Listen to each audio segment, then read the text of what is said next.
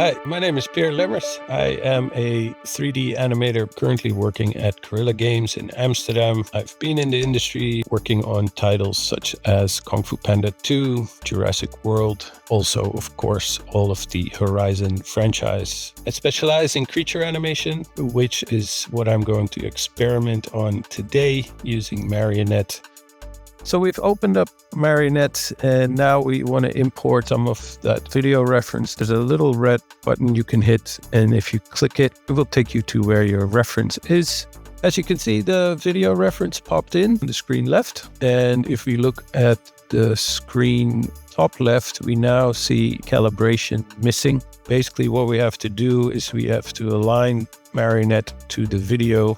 I choose my first frame of my video because that's where I'm standing in a T-pose, which will help with calibrating.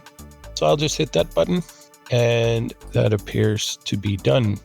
So what I want to do now is take some footage from my video and put it into Marionette, and I can set an in marker till about here. I can set, there we go.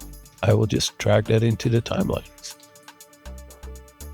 So here we have a quick preview of our motion. So if I press play, kind of have the base of this motion. I select clean motion. It's cleaned the motion and it has interpreted its own foot locking. So I'm just scrubbing through the footage here, and you can adjust these if you like to get more precision out of it or whatever you want to do. From here, I want to go into pose extraction above this cool little marionette puppet, and it has a few default things selected. These are the things it looks at to create the keyframe poses.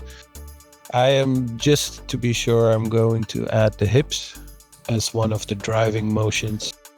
I think one of the great things about Marionette is you can get quite far just out of the box settings. So I will just hit extract, and then it is now creating poses for us. So as you see here, created an extra channel called body underneath left foot lock, right foot lock. These short tick markers, they are considered breakdown poses. When we have a tall one, we have, I guess, key pose. If I want to define this jump more, right, I'll just add a breakdown here at the top of the arc.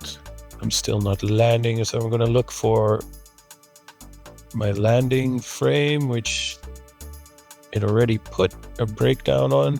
But yeah, for me, this would be a keyframe. So I'm just going to change that. Kind of like this frame here also. But you get the idea. You can go in and really shape this footage to transfer exactly how many keys you want it to transfer to Maya. Always look for foot contacts and then poses where I can see I'm really taking the weight. So that for me, this is the key pose here. And this is what it would be a breakdown on the way up. And then another key here. So I think I'm going to be happy with this. So the next task would be to hook this all up or puppet in Maya. All right, so at this point, I've opened up Maya, and our job now is going to be to transfer the motion from Marionette to Maya. If you're curious about how to install Marionette and set it up, there are some great YouTube tutorials available. The nice thing here is Marionette plots or retargets its motion to a control rig, so not to the actual joints, which is great because it means your character can be any scale, any shape, any size. In this case, not human. We've created this T-pose ourselves, so now we're going to hook that up to the Marionette. I'm going to start with the upper arms, and so that's this guy and this guy. So here's my main cog, which is, I will put right dead center there. The chest, my chest is pretty high up. I don't know, I'll just put that here. Then I have the head, and put that there. For this rig and this character that I have, this looks like it should be enough. If you have pole vectors, you would select those as well. I'm going to try to connect. Now it says status connected, which should mean we can now go back to Marionette. We now have DCC integration, show preview in DCC or copy to DCC. Just going to go copy it right away. So as you noticed, a bunch of red keyframes popped up, which generally means there is now animation in the scene. I am just simply going to select the parts that I want. And in this case, I want to make an attack of swords that contain a hop. And I'll just go through the process of how I go about selecting that, cleaning up the motion. So here's my foundation for what I'm going to do with this hop. Obviously, there are some things we really need to clean up, being the feet, which would be the first thing I do in this case, simply because it's the best way to see how clean your motion is.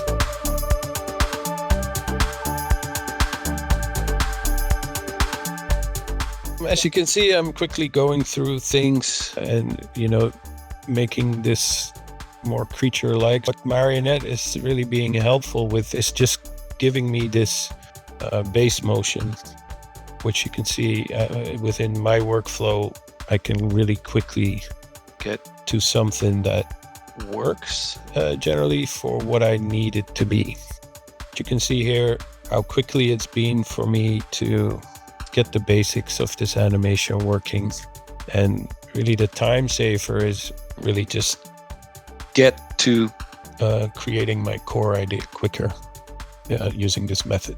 Yeah, so that was really quickly me using Marionette. I definitely think it's super helpful, especially considering this is just the beginning.